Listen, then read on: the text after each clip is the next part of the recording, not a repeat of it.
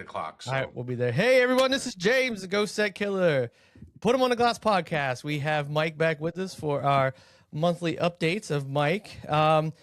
Mike, we finished our first week together. I'm officially an Auto Glass Direct employee. We finished our first week together. I think it went pretty well. How about you? it went really well. I think you really finished your first week with Steve because I think I've seen you twice. Yeah. But, you know, Yeah, what well, were you guys really doing? Riding fucking dirt bikes in the woods? we definitely did some riding of some dirt bikes. That was definitely something that happened, but it was off work hours. It was off work hours, So, Well, I find that hard to believe. oh, no, don't find it Oh, too it's, hard to believe, Huh? But yeah, we definitely riding some dirt bikes. We were chilling. We actually had some really good interaction with all the techs. Going into a new situation where the techs are, fresh to you, a lot of times they can be, a little daunting a little bit, but everybody was super cool, super chill, super comfortable, no awkwardness. You got a great group of techs, dude. The warranty rating is super fucking low. I was like super surprised because, most of the warranty ratings you walk into, you're like, oh my goodness, you're fucking 6, 7, 8%. What the hell, kind of thing. And it's like, I don't think anybody's over 1.5% at your shop. So it's you all guys a definitely facade, James. It's all a facade. It's It's all not facade. real. Auto Glass Direct is not real. It's It's all made up. It's really all just made up. me, Steve, a bunch of people we renamed. They're like little puppets, and we just we act all parts. So me and Steve do everything. Oh, really? Well, then it fooled me because I seen a bunch of moving parts there. So, talk about parts. Geez, dude, I was like, I did not think that you stocked that many parts. Once Oh again, my it's all God. made up. I make all this stuff up. The Well, company really doesn't exist. you smoke It's screen just me, not that's for there. sure. What'd you say? You smoke screen me, that's for sure. Because I was like walking around like, When holy people come, shit. they're like, "Holy shit, you have a lot of glass." I think Yeah. it's like 7. It's got to be over now. Probably like 7,000 parts. But we go through a lot of glass daily, so Yes. by the end of the month, we're ripping like at least almost like I would say almost 2 containers a month, depending on what the volume's like for the month. But yeah. Yeah, So, no, I would say bringing on at least 1 or 2 more warehouse guys because Zen and Juan, they do a really good job. But man, there's a lot of parts going out of there. They do they not just stop moving. well, so we really didn't talk about we didn't really have a conversation about you even coming to Auto Glass Direct. It's kind of like just you left one place and then boom, you just came to us, right? So so people are kind of fresh to this whole. I mean, if you're friends with James, you would obviously know James now is working with the Jersey Boys, but so James happened to come over to Auto Glass Direct. He started. Wouldn't you say start May 4th? Yeah, last week. Yeah, Monday. Last Yeah. week. Yep. James is head of training and and quality control. So we're rolling out a couple new projects to tackle over the next couple months, and we're really happy to have him here. And it's very exciting having. I always talk about this. Like you could hire 7 C players, but you cannot replace those 7 people with just 1 A player. And I would say James is an A player in our space. He thinks differently than I do. He probably thinks differently than Steven does. So it's like, it's nice to have a different touch. Plus, he has some experience in other places, so he kind of gets how things operate on a larger scale. But Yeah, thanks for those words. Yeah, it was definitely awesome to see how it's running, and then also to get the vision. The vision is got me very excited. I'm very excited to help make that next guys, step he happen. didn't seem like this last week. He was so flat. I think he's just talking shit for the podcast. No. I was flat when the 2 times that you were with me, and I wasn't even that flat then. I was trying to get my brain wrapped around what I was trying to envision in my head. But I'm very excited. I think it's going to be I wasn't even flat, motherfucker. I don't even know what the hell you talking No, about. but I'm always you see me, I'm running in and out. I run into the warehouse, I'm there, what? 2 hours maybe. I chop it up and I leave. I'm always on the go. I have a million things going on, which I think is a good thing.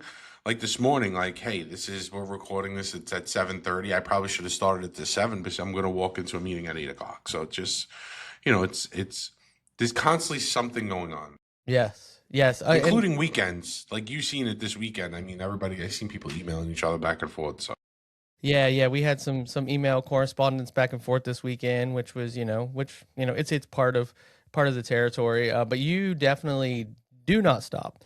Me and Steve, we didn't really stop. They were always, 7 o'clock nights, 7 o'clock nights. Even the night we rode dirt bikes, we got like 35 minutes worth of did you daylight. guys eat anything? Because I know Steve tends not to eat. I don't. Uh, He's a weirdo. it, He'll eat like once a day. I think yeah, he eats once a day, unless I'm there. Then I'm like, all right, what are we getting for lunch? But yeah, we would you? ate pretty much once a day, and which I was fine with, so that worked out great for me. So we ate once a day, which was cool. And it was usually a bigger meal in the evening, but it was, yeah, Steve definitely does a once a day thing. It was refreshing. We both, because I'm staying with Steve. Like Steve's house is where I That's stay when I yeah. come. So It's Steve's new amazing house. roommate. Yeah. Steve's new roommate is James.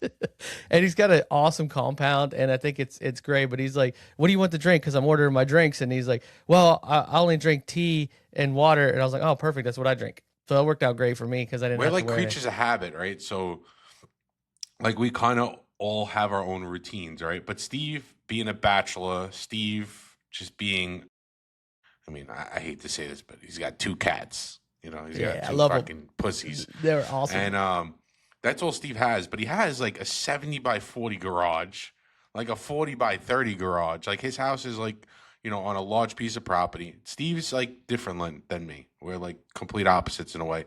So Steve's into like the dirt bikes, the 4x4s, the riding. He's into all that. Me, I'm a little different than he is. I like basically like to smoke cigars. Yeah. That's what I like to do, and so he's a bachelor, and when Steve's house is kind of like the point where if like we have guests, like just stay at Steve's. Like he has a house, he lives by himself. Extra He has room. plenty of bedroom space. Yeah. The house is nice, so it's like why not just have everybody stay there? Because when you start paying for hotels and stuff, like yeah, it's cool, but why would James want to go to a hotel like after we're done with work? What is he gonna do? It's not like he's I'm gonna, this. So it makes sense, right? And it gives Steve company. yeah, It well, gives somebody for him to hang out with, and then you yeah. guys can bounce ideas off each other after hours. Every night we were talking about our plans and how we were going to roll it out and what it looked like, and it's so much better staying with Steve than staying in a hotel. I'm not even gonna lie, it was because of the fact, like what you said, the hotel. I'll go back. I'd work when I was traveling a lot. I would go back to the hotel. I would work until it was pretty much time to grab some dinner and then go to bed.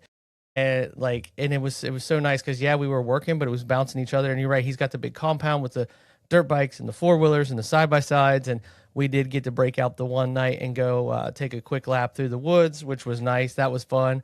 Um, Dude, Steve's crazy. So like, I'll tell you guys a little He story. told me So he's like, "Oh, I gotta buy James a dirt bike." I'm like, "All right, just go buy it." Like, I don't goodbye. fucking tell you. He's But like, "Oh, should I get a two-stroke?" I'm like, "If you want him to die." well, I rode his two strokes. So I'm on Steve's YZ, and he's in front of me on this side by side. And like, He loves the side by side. oh, dude, he is like, he's just hauling ass through the woods. I'm like, okay, we're doing this. All right, this is how fast we're. And he hit this like it was a crick bed or something. He hit it so hard, his suspension bottomed out, and then he flew out. Like I'm like, where the fuck did he go? Like I'm looking for it. All of a sudden he pops up. He's like, okay, I'm good. Like what the Well, fuck? that's what we call him Speed Steve. But I get nervous, right? So like on Mondays, he's always coming in with some new injury, and I'm like, dude, like you gotta like relax. Like it's risky. Like Yeah, you yeah. can't just like get hurt. Like you break something. We're gonna have a problem. He But I he think hit a the couple 4x4 trees. is the safest thing Yeah, he could be riding. yeah. Even though I know he's flipped somebody else's, and it was a whole big fucking fiasco. So like one time I look and I was pissed. For some reason I look at the cameras in the warehouse at like 7 o'clock on a Sunday, and I look and there's like 20 people in the garage. I see kids touching glass. I'm like, what the fuck is going on? So I'm texting him, and then I see my friend Anthony. I don't know. Did you meet Anthony? I know, but I talked to Okay, Anthony on the okay. Anthony, we phone. call him. I call him Dad. We call him Daddy. I'm So, telling so you, I'm I talked to texting Anthony. He Anthony because I know woo. Steve's gonna ignore me. I'm like, yo, you get all these people the fuck out of my garage. Otherwise, I'm gonna come down there and we're gonna have a fucking problem. Yeah. Steve. I wound up getting some context around the story. So Steve must have rode this guy's fucking, one of those 1,000 cc fucking 4x4s, and Steve being Steve somehow fucking flipped it upside down. So Steve was replacing parts on it. Because, Steve would never just send it somewhere to get done. He has to do it himself. I'm pretty sure that's what happened. But I was pissed. I'm like, why the fuck are all these people? Because you got to understand, like, everything I look at is a risk profile to me. It's either got its upside or it has its downside. Now, when you have a warehouse and you have all that stock, and like, it's a lot of money sitting there. We don't owe nothing on that stock. It's not like, you know, it's like I'm paying it down. Like, we own the stock. So when a windshield breaks in a warehouse or just handling it, I'm losing money. Mm-hmm. Like, that's part of the margin there. That's I mean, you could write break the breakage off, but still, it's the point of, hey, I don't have that glass no more. I don't Mm-hmm. want to break it. If something's scratched and we could buff it out or something, that stuff don't bother me. But it's just all about, like, all right, there's people in there. God forbid somebody hits into something, and of course, like, there was car light windshields, like where they were, and I'm like, car light windshields are like not cheap. Mm-hmm. Even when you buy them from Carlex, Mm-hmm. it's not cheap. So, like, you have to be pretty careful with that glass. At least, and my mindset is. But I was so mad that day. I don't like, like, leave your dirt bikes at your house. But this is before he bought the new house, so Yeah, yeah, he would definitely it was know. like a storage. Yeah. He goes and buys his 4x4. He's like, oh, I'm gonna buy a plow. So I'm like, yeah, buy the plow, whatever. He didn't buy the plow. The amount of fucking snow we got this winter was insane. So then in the middle of all of it, I'm like, are you going to buy a plow? He's like, I can't jinx it. I'm like, what do you mean? He's like, if we buy a plow, we ain't going to get no more snow. I'm like, all right, valid point. Yeah. So just buy the fucking plow. So then Anthony would come by with his quad. He has another one of those fucking Ching Chong fucking off-brand quads. Yep. And he would come with the plow when he had time. So he helped. But it was like, I was like, but you got to get a plow for this thing. But that's some Chinese shit. Yeah. I mean, I ripped on it a couple Yeah. times. It's fast. Yeah, no, I It's was fast. very impressed. It like seemed to be just as performative as the Polarises or the Can-Ams or the Yamahas or even the KX. It's half the price. Yeah, half the I price. think he paid like 12,000 for that. Yeah, 10 to 12. and those things start at like 25,000 and go up to 60,000 depending on I the see package. 30, you get. 35,000 for the Polaris ones. Yeah, depending on what The package. You get. Hondas. Yeah, the only bad thing with the Polaris one is once you buy it, it's going to be in the shop probably 85% of the time because the belts slip. The belt, it's like the What do they Polaris call ones aren't built Is very it well. CF Moto, the one he has? Yeah. CF Yeah, Moto. CF. Yeah. So we had a lot of fun doing that. It was a good time. It was a great week. Definitely excited for what's coming up. Your meetings though, it was like you and Steve's phone does not stop ringing. I realized that. It was constant, like ringing. I try to explain to my wife that too. And I'm like, I tell people, like, leave me alone during the day. And like, I don't want to put my phone on silent because I don't want to be rude, because what happens, it just goes straight to voicemail. And then if it's really important, but literally all day long. I don't get it from the text. Mm-mm. Steve's getting it from the text. I don't get it from the text. I get it from everybody else. Yeah. Or the group chats. Yeah, Like the group Google chat. chats, Yep. like, they're ripping, until 7:00 at night. So it's you'll see. It's Yeah. you haven't seen nothing yet. No. Once you get like in the loop and you kind of really see the workflow, it's Yeah. I'm really excited for that. I'm excited for what I think is impressive is that you just said we're going to make sure we're one of the top shops, and you went ahead and you can remotely calibrate OE software. Fantastic, phenomenal. Like that's mind blowing to me. Like you're your own Aztec basically, which is amazing. Your techs do a really good job at troubleshooting ADAS problems and things. And so Steve and I didn't have to do a ton of that last week, which was cool. And a few of them was just bracketry issues that it's well, just yeah. part So of I it. actually reported back to the factory all the issues we seen last week, because I think, like Steve pointed out, there's too much urethane on the bracket, causing the bracket to be too far from the glass. Because once we modify that and remove the bracket and put it back on, it goes right through. Yeah. So that's just a quality control issue over at the factory. Because, sorry, my allergies are killing me. And I understand the logic behind going crazy, like gluing the stuff on, is because we had brackets It's falling off falling at off. one point, right? Yep. Yeah, brackets falling off, and then retainers were always. Would they change that? Like maybe 3 years ago with the retainers. Like they started using urethane the retainers, but then the retainers, there's two different like aspects of the glue, like urethaning, like the retainers and the brackets on it. So I've seen issues where the retainer is so stiff because of the urethane, it creaks. For instance, on like a 5184, we've had that happen multiple times. But then in another sense, like you don't want it to fall off. So it's like it has its ups and downs. I think maybe the manufacturers need to use maybe a more um, flexible urethane. Hmm. So I think what they're using is kind of like drying very like a brick, Yeah. right? Like that Wonder if they 3M. Well, they're using Yeah, their own window brand weld. probably. Wonder if they switched over from urethane to the SMP polymers. So if the bracket falls off, you won't be able to glue it back on because urethane won't stick to that.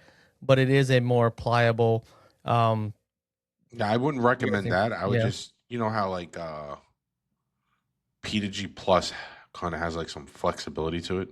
Yeah. Like it's not like that The elasticity stiff. is a little better. Yeah, like Yeah. I don't know. That's not my space, but like in my head, I'm thinking, all right, well, you wanted to have some flexibility because if a car is vibrating, you could stress crack or something like that. But that's just probably one of the only things I really see with the glass that we run into. But the techs they're good. I gotta say, when you make all the tech self-sufficient in the sense of like, hey, you have to do ADAS, you have to do this, you have to do that. I think overall become a better technician. They don't realize it. Hmm. Like the amount of people that apply for jobs or I come across over the years that don't have any they're kind of very cut and dry, like cold knives, long knife, glue gun, that's Yeah. it. Like That's they're it. not they don't have that I wouldn't say skills, but they don't they're kind of just like they want to do things one way. But it's crazy how we'll have a guy come and we'll get like a younger guy that came from somewhere that was trained with cold knives and long knives. And they come and then we start showing them like the wire tools and what you could do. And it's like, they're like, holy shit. I wish I found this 5 years ago. Yeah. So it's one of those things. We kind of put pressure on them to do things a certain way and just kind of like that's the standard here. And if like you can't do that, unfortunately, you can't work here. We had that, we had guys that just didn't want to really listen to our, go by our core values, our standards, and they got to go, and it's like a non-negotiable. And sometimes it sucks because you could really use that extra body and that extra tech, but at the same sense, it's like, all right, well, you have a lot more to lose if they're not installing correctly or there's issues or warranties. So you've seen the warranty rate with your own Yeah. eyes. I mean, you guys own the warranty rate. Your techs own the warranty rate, which was really cool. They took to what I was saying when it comes to the cleaning procedures, which was, they were already all doing it anyways, but I really wanted to, that was for me the biggest thing was like decontaminating. That's pretty important. So like that they took to it really well. And if anybody's listening out there that wants to come to the Jersey, Philly, Delaware area, and you want to step your game up and you want to come to a company that really, really we push for it to be done correctly, apply. Move up to Yeah, this part of the country you could just because apply. we're growing, growing, and growing. So we So have the work. so so you could apply at hr@autoglass-direct.com. So it's kind of like our website, because some people miss the hyphen and they'll just go straight to Autoglass Direct. Unfortunately, I do not own that domain. It comes for sale once in a while, and I have not been able to purchase it yet. Someone doesn't want to give it up. But yeah, you could just email us over if you want to relocate. But we're basically based in the greater tri-state area of New York City, and we're also in the greater Philly area. So we're in Philadelphia, Delaware, all of southern New Jersey, parts of PA, and we just kind of keep growing. So yeah, we're looking for guys to get on board. If you're listening to this podcast and you want to come build something really fucking cool, James knows like how much tools do we have? Oh my God. Like I How was much not ADOS prepared. stuff do we have? Dude, I was not prepared to walk into that room of ADAS and was like, what? Like, so we are ready for techs. And if you want to move to this area, what I've seen since just being there was there's a lot of great areas right around the shops, which would be great for someone to bring a family into. A lot of family oriented spaces. We're not directly in the cities. We're just Jersey yeah. is just just Jersey's like it's one of those states, right? Obviously, it's high priced and taxes are very high, but you have to understand that the salaries are much higher here than the average place. Jersey's, I mean, I love Jersey, and I probably will never move from here full time. Like, I'll probably end up buying a place in Florida, but and I'll go down for the winter. But you got to understand is like we have the beaches, we have the Hmm. mountains, Yeah. we have the woods, and we have the four seasons. So it's kind of one of those places that it's very flexible. If you're into snowboarding, you could snowboard here in the winter. If you're into the beaches, you want to surf, you could surf here in the summer. So it's. I think Jersey's a beautiful state. I think it has a lot of opportunity. Netflix actually just they're building like $800 million facility, about like 10 minutes from my house. So like the real estate market is insane here. It's like Yeah. it's really really crazy. There's a lot of celebrities moving in. We've been on a bunch of movie sets, installing glass. We've been working with a few prop masters. They were very happy with things that we came up with, ideas for them, just particular like certain things like they needed glass to look a certain way. We were able to accommodate.